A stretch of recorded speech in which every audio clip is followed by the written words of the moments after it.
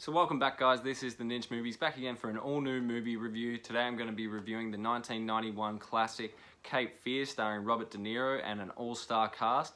This is the first official viewing I've had of the film, and I just thought I'd get my thoughts out there with you guys.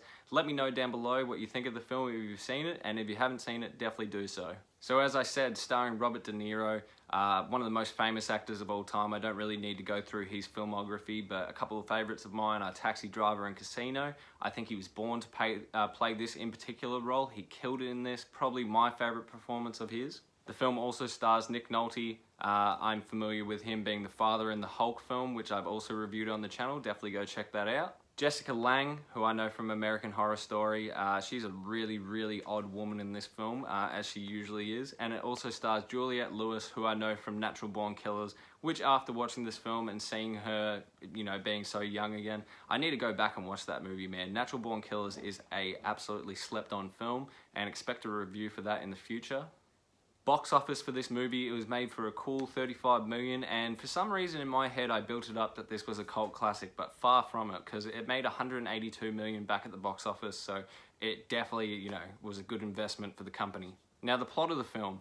The plot of the film is actually quite a bit grimmer than I would have originally imagined, but it's basically about a convicted rapist, and he definitely is guilty of the crime, but Nick Nolte, being his lawyer, swept some things under the rug, and he went away for 14 years, Robert De Niro, that is. Now he's finally out, and he's learned a lot more about the law system and how his lawyer did him so dirty, and so he starts stalking Nick Nolte and the rest of his family. Now, it is crazy to me that I only just watched this movie for the first time last night, considering I do have a parody tattoo on my body of this film, and that is the Die Bart Die, the Simpsons spoof.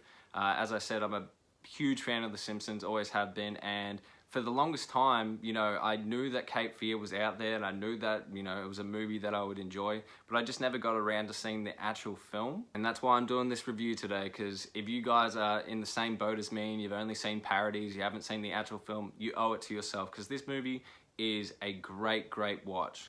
Like I said, honestly, I think this is hands down the best De Niro performance I've ever seen. He is jacked as fuck in this movie. The tattoos he have, that's kind of what I was waiting to see, the reveal of the tattoos, and it doesn't disappoint. It doesn't have the Die Bart Die, obviously not Bart Simpson, but I thought it might be like Nick Nolte's character, but no, he's just got a lot of, different, Jesus pieces, some horrible tattoos scribbled on his arms, talking about how he's been mistreated and how vengeance will come. The music in this movie, man, is so iconic. Honestly, I've definitely heard the soundtrack before, and it doesn't disappoint any time that Robert De Niro sort of in the lurks and stalking. This one in particular track plays, and it is chilling. It's a great soundtrack. So a couple notable scenes I just wanted to talk about in this film. One, a very graphic scene involving Nick Nolte's mistress, where Robert De Niro actually breaks her arm and bites like a portion of her cheek off. I was not expecting that. That was fucking proper gory and very violent. Made you like really know that Robert De Niro is about his business in this movie. He's gonna do anything he can to get back at Nick Nolte. Now, this might be a weird take as well, but I just wanted to comment on the direction in the movie.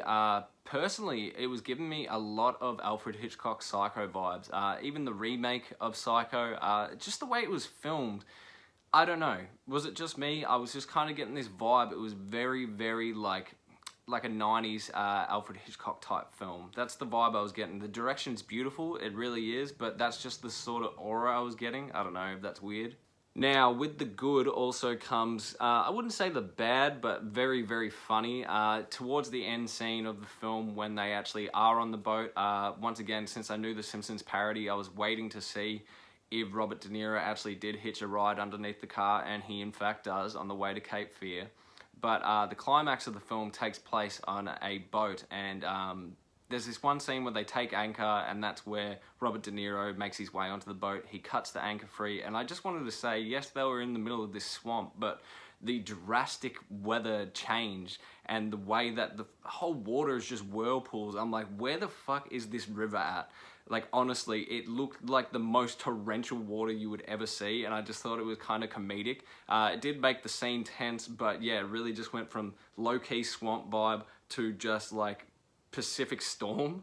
I did compliment the directing as well, and it is, but unfortunately with a movie like this, I can understand that they probably really wanted this scene to work and they couldn't film it any other way, but when the boat actually crashes and starts crumbling, the reverse, you know, scenes that they've obviously just played it back in reverse, it's so noticeable, and I just was cacking myself laughing. It looked like dog shit, but obviously the film's from 91 and the technology was different, but I just had to note it here. Overall, just a fantastic thriller movie. Robert De Niro is really, really threatening in this movie, and I thought the plot was really, really interesting, especially for the fact that he is guilty and he knows he's guilty, but it's just, you know, the law behind it. Like, your lawyer, no matter what, is meant to defend you at his best ability, and Nick Nolte didn't do that, so that's where the vengeance comes from.